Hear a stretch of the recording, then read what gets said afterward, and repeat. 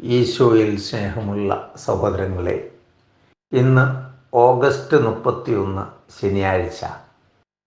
Word of God today 3-ാം മണിക്കൂറിൻ്റെ ഇന്നത്തെ ചിന്തയ്ക്കായിട്ട് ദൈവം നമുക്ക് തന്നിരിക്കുന്നത് ഉൽപ്പത്തി പുസ്തകം 13-ാം അധ്യായം 9-ാം വാക്യമാണ്.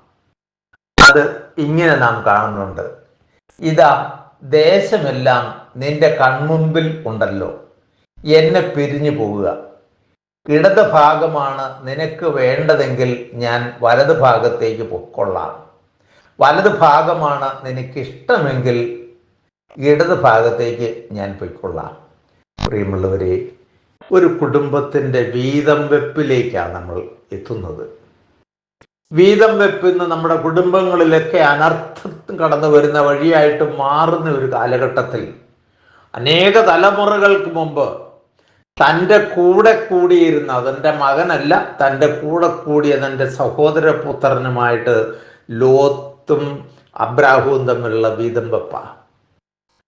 അബ്രാം പറയുന്നതാണ് നാം കേട്ടത്: നിനക്കിഷ്ടമുള്ളത് എടുത്തോ, നീ വലത്തോട്ടാണെങ്കിൽ ഞാൻ ഇടത്തോട്ട് പൊക്കോളാം, നീ ഇടത്തോട്ടാണെങ്കിൽ ഞാൻ വലത്തോട്ട് പൊക്കോളാം.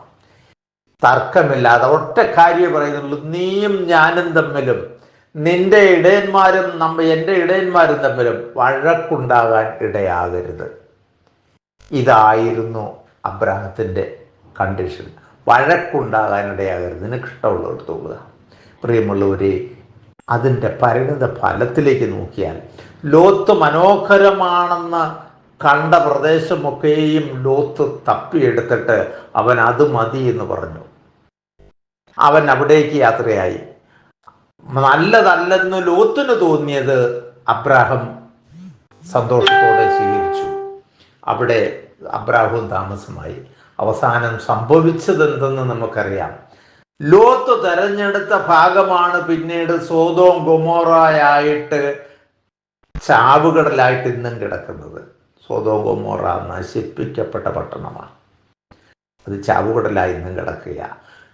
അബ്രാം തെരഞ്ഞെടുത്തതോ അത് കാനാൻ, തേനും പാലും ഒഴുകുന്ന കാനാൻ ദേശമായി മാറി.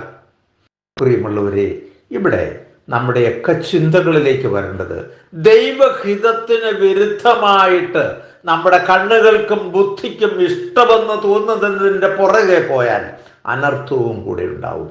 ദൈവത്തിൻ്റെ ഹിതമറിഞ്ഞ് ദൈവഹിതത്തിന് സ്വയം സമർപ്പിച്ചുകൊണ്ട്, ഇതാ ഞാൻ കർത്താവിൻ്റെ ദാസി അല്ലെങ്കിൽ കർത്താവിൻ്റെ ദാസൻ, നിന്റെ ഹിതം എന്നിൽ നിറവേറട്ടെ എന്ന മനോഭാവത്തോടെ ജീവിക്കാൻ തീരുമാനമെടുത്താൽ, അലമ്പും വഴക്കുമില്ലാതെ ദൈവഹിതത്തിന് വിധേയമായി ജീവിക്കുന്ന കുടുംബം അനുഗ്രഹിക്കപ്പെടും എന്നത് കൃത്യമായിട്ടും ഇവിടെ നമ്മളെ ബോധ്യപ്പെടുകയാണ്. നമ്മുടെ കുടുംബങ്ങളിലൊക്കെ നമ്മൾ അസമാധാനം വിതയ്ക്കുന്നതെല്ലാം പറിച്ചെടുത്ത് കളഞ്ഞുകൊണ്ട് ദൈവത്തിൻ്റെ സ്നേഹം കൊണ്ട് നമ്മുടെ കുടുംബങ്ങൾ നിറയ്ക്കാൻ നമുക്ക് പരിശ്രമിക്കാം.